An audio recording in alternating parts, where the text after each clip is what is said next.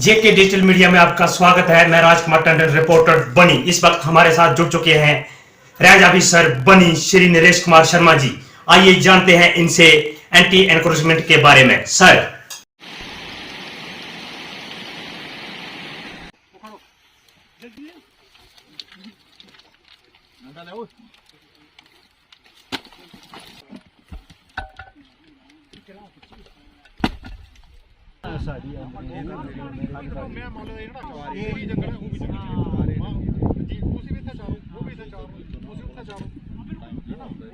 हमारे साथ हैं रेंज ऑफिसर फॉरेस्ट रेंज बनी Naresh Kumar Sharma. Anti encroachment drive किया है, इसके बारे में हम जाने। जैसे हम विजुअल्स भी देख रहे हैं कि दूर दराज इलाके में जाकर लोगों को समझाया है और वहाँ पे जो अवैध कब्जा वन भूमि पर किया हुआ था उसको इन्होंने हटाया है। एविक्शन ऑर्डर भी निकाले हुए हैं फॉरेस्ट विभाग की तरफ से। सर, किस तरह का आपका एक्शन है और क्या कुछ आपने जो कार्रवाई सर अंजाम दी है?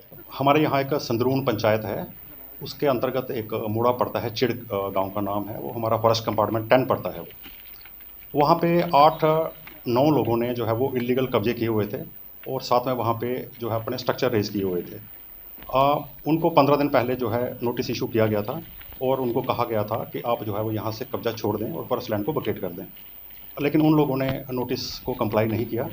तो कल हमने जो है वो डीएफओ बसोली सर के निर्देश पे और उनकी सुपरविज़न में एविक्शन ऑपरेशन चलाया, जिसमें जो है वो 50 कनाल फॉरेस्ट लैंड को खाली कराया गया और उसमें 3 जो स्ट्रक्चर थे लोगों के बनाए हुए वो हमने डिसमेंटल किए हैं। सर, आए दिनों हम देख रहे थे कि यहाँ डिमार्केशन प्रोसेस भी कैरिड आउट किया हुआ था और आप टेकअप कर रहे थे रेवेन्यू डिपार्टमेंट से, और ये सवाल उठ रहे थे कि जो ये 133 जो खसरा नंबर है बनी टाउन के जो एडजाइनिंग जो है अलॉन्ग विद वाटर बॉडी, उसको लेकर यहाँ फॉरेस्ट लैंड किस तरह का एक्शन रहेगा? इस डिमार्केशन को लेकर बड़ा डिले हो रहा है सर, बहुत दिनों से हम देख रहे हैं। देखिए, जो ये बनी टाउन में कुछ एनक्रोचमेंट्स हैं, हमेशा से कन्फ्यूज़न रही है कि ये बेसिकली जो एरिया है ये रिजर्व फॉरेस्ट का एरिया नहीं है, ये है प्रोटेक्टेड फॉरेस्ट। प्रोटेक्टेड फॉरेस्ट वो होता है यहाँ पे जो है वो रेवेन्यू रिकॉर्ड में तो एंट्री हुई होती है कि फॉरेस्ट लैंड है, लेकिन उसकी डिमार्केशन कभी नहीं हुई होती, और इसलिए ये पता कर पाना कि ये फॉरेस्ट लैंड इस पूरे खसरा नंबर के अंदर कहाँ कहाँ है। उसमें जो है वो 125 कनाल फॉरेस्ट लैंड है, 133 खसरा नंबर जिसकी आप बात कर रहे हैं, लेकिन ये खसरा नंबर काफ़ी बड़ा है।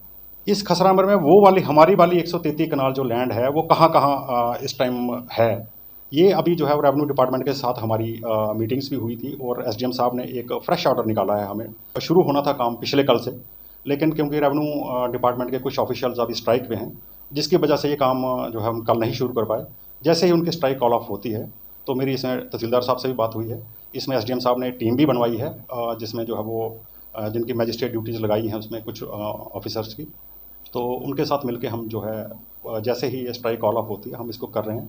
और इसके अंतर्गत जो है वो जहाँ जहाँ भी फॉरेस्ट लैंड होगी वहाँ पे अगर इलीगल स्ट्रक्चर रेज हुए होंगे तो उनको डिसमेंटल किया जाएगा, और जो खाली है उसके हम फेंसिंग करवा के तो वहाँ पे हम कोई फूलदार पौधे या कुछ इस तरह की हम जो है वो स्पीसीज लगाएंगे, ताकि एक तो इलाके की खूबसूरती भी बढ़े उससे, और लेकिन जो इलीगल स्ट्रक्चर्स हैं वो तो रिमूवल होना ही होना है, उसमें किसी तरह की कोई रियायत देने का कोई honourable supreme court of India की भी डायरेक्शन है कि फॉरेस्ट लैंड को कभी भी किसी भी तरीके से प्रोविजन नहीं है कि उसको रेगुलराइज किया जाए।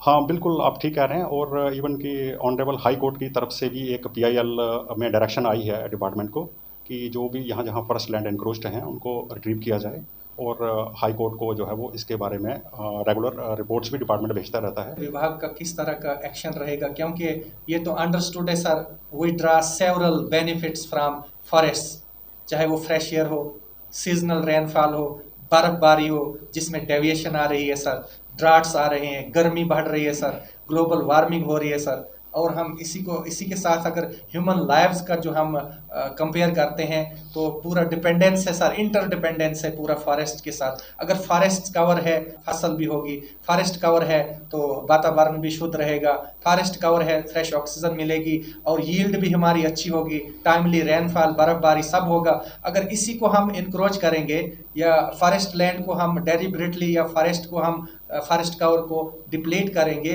तो इस पे एडवर्स इफेक्ट हम ही पे पड़ेगा, वाइल्ड लाइफ पे पड़ेगा, लाइफ स्टॉक पे पड़ेगा। तो इन फ्यूचर ये डेवास्टेटिंग है और नेचुरल कैलेमिटीज हम देखते ही आ रहे हैं। तो जो लोग ऑक्यूपेंट्स हैं या जो कोशिश कर रहे हैं कि इस फॉरेस्ट भूमि को दबाया जाए, ग्रैब किया जाए, और जिन्होंने की हुई भी है, तो स्टर्न एक्शन देखने को नहीं मिल रहा है सर विभाग की तरफ से। तो इसमें किसकी डेरिलिक्शन है? क्या जम्मू कश्मीर फॉरेस्ट विभाग की है या जो इसमें अलाइड डिपार्टमेंट है रेवेन्यू जो डिमार्केट करने में अहम रोल अदा करता है उनकी तरफ से डेरिलिक्शन है? क्या बताएंगे? देखिए, मैं ये बता देता हूँ आपको, ये जो फॉरेस्ट लैंड एनक्रोच्ड हुई है ये कोई 1-2 साल में नहीं हुई है। फॉरेस्ट डिपार्टमेंट जो है वो 125 साल पुराना डिपार्टमेंट है, ओवर द पीरियड में एनक्रोच हुई है।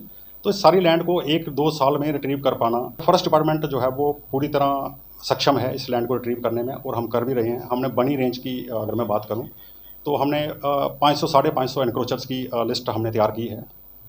देखिए, इसमें एक अलग मैं आपको बता देता हूं कि जो फॉरेस्ट लैंड के इंटीरियर में जो एनक्रोचमेंट्स हैं वो एक अलग तरह के एनक्रोचमेंट्स हैं। वो बेसिकली किस तरह से हुई हैं कि लोगों ने अपने ग्रेजिंग राइट को मिसयूज़ करके वहाँ पे एनक्रोचमेंट्स की हुई हैं।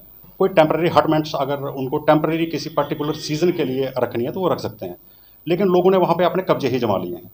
लोगों के फॉरेस्ट राइट्स के लिए हम पूरी तरह से जो है सचेत हैं, हम उसमें पूरी तरह से लोगों का सहयोग देते हैं, चाहे वो ग्रेजिंग राइट्स हों, चाहे फायरवुड राइट्स हों, चाहे उनके घरों के रिपेयर के लिए स्मॉल टिम्बर राइट्स हों, उसके लिए हम उनका पूरा सहयोग देते हैं। लेकिन इसका मतलब ये नहीं है कि उस राइट्स के चक्कर में आप जंगल ही दबा लेंगे।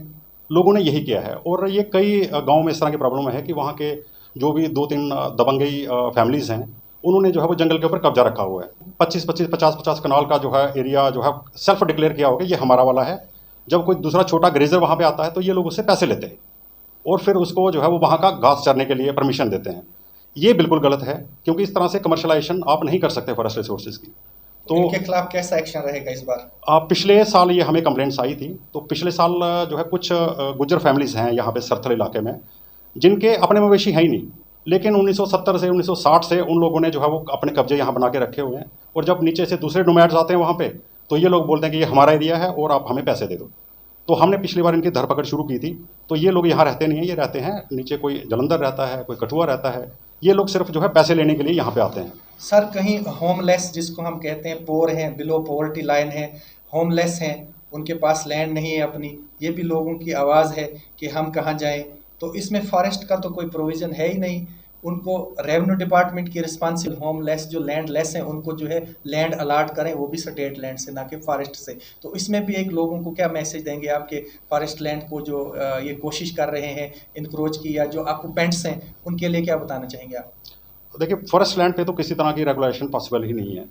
तो फॉरेस्ट लैंड के ऊपर जो लोग बैठे हुए हैं उनके लिए जो है वो गवर्नमेंट ने फॉरेस्ट राइट्स एक्ट में कुछ प्रोविज़न रखा था कि उनकी लैंड को रेगुलराइज किया जाए।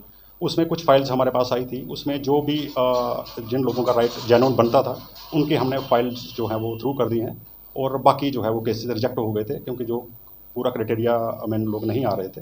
सर जो गरीबों की बात है उसमें गवर्नमेंट जो संज्ञान ले रही है संगीन है, लेकिन जो इन्फ्लुएंशियल लोग हैं, माल पानी वाले हैं, उन्होंने अगर लैंड को दबाया है तो उनके खिलाफ एक्शन क्यों नहीं हो रहा है?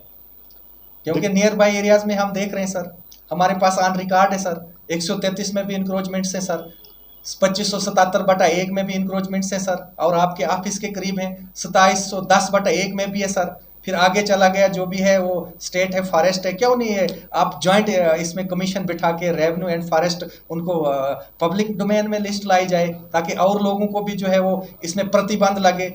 जब बिग फिश को नहीं पकड़ पाएंगे तो गरीब तो कहाँ मानेंगे? गरीबों को तो एक मौका मिलेगा कि भाई उनको नहीं उठा रहे हैं, हमें उठा रहे हैं, चाहे वो स्टेट लैंड हो, फॉरेस्ट हो। देखिए, जो बनी टाउन का पर्टिकुलर आप इशू बता रहे हैं उसमें बेसिकली बॉटलनेक यही है कि उसमें डिमार्केटेड नहीं है वो लैंड। अगर उसमें फॉरेस्ट लैंड का हमें क्लियरली पता हो तो हम लोग जो है ये नहीं सोचेंगे कि ये जो है डिमार्केशन प्रोसेस के मीनू से चल रहा है, तो कहाँ फंसा है सर वो डिमार्केशन? देखिए, पहले जो है वो रेवेन्यू अथॉरिटीज़ के ऊपर काफ़ी ज़्यादा काम का बोझ था, क्योंकि उनके भी अपने जो है वो एविक्शंस करवाने थे, तो उस टाइम वो उस वजह से थोड़ा डिले हुआ। सर काम तो चलते रहेंगे सर, लेकिन जब अगर डिपार्टमेंट जो है इसमें इंटरवेंशन दिखाना चाहे तो कुछ भी कर सकता है सर। गवर्नमेंट के हाथ बड़े लंबे हैं, अगर करना चाहे तो। अभी पूरी टीम्स बनी हुई है, रेवेन्यू की भी बनी हुई है, हमारी भी बनी हुई है सर। वो कहाँ है टीम? थोड़ा सा जो है वो डिले हुआ है इसमें, only because of the strike off revenue officials. तो जैसे स्ट्राइक कॉल ऑफ होती है तो इसमें ज़्यादा टाइम नहीं लगेगा। ये तो 2-3-4 दिन का मामला है। 4 दिन में हम इसको जो है वो डिमार्केट करके उनको नोटिस इशू कर देंगे जो भी एनक्रोचर्स होंगे। इसके अलावा कुछ एविक्शन ऑर्डर्स भी जो है वो हमारे हायर अथॉरिटीज़ की तरफ से हमें आए हैं, जिसमें 9 लोगों के नाम हैं। कल हमने उनको वो सर्व कर देने हैं, तो उनको विदिन 5 डेज़ जो है वो अपना वहाँ से स्ट्रक्चर हटाने होंगे। अगर वो नहीं हटाएंगे तो फिर फोर्सिबली उस एविक्शन ऑर्डर को जो है वो हम लोग इम्प्लीमेंट करेंगे।